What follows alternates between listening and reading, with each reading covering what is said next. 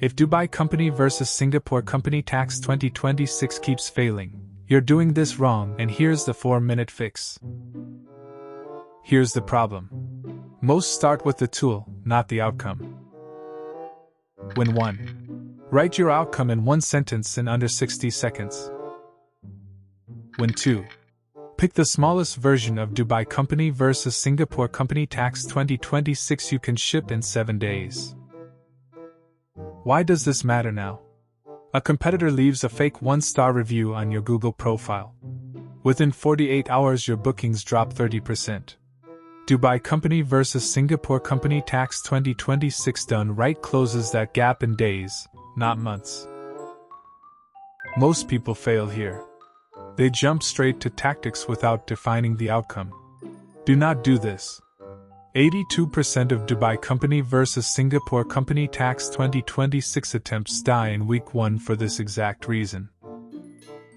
Step 2. Timebox the first cycle to 7 days. 82% of Dubai company versus Singapore company tax 2026 attempts that ship in week 1 keep going. Step 3. Set one number to track. This is important. Most people pick 4 KPIs and lose focus by day 3. One number costs $0 and saves 4 weeks. Here's the problem.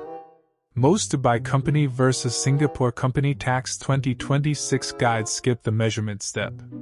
That is why 7 in 10 attempts die in week 2. Once steps 1 to 3 are working, here is the move that separates pros from amateurs.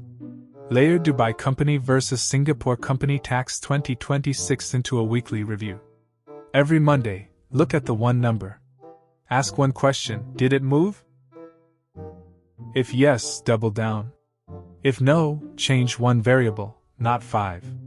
The viewer who masters this beats 90% of competitors. Use this exact phrase when you start. By Friday I will know if Dubai company versus Singapore company tax 2026 moved my one number. Outcome first, tool last.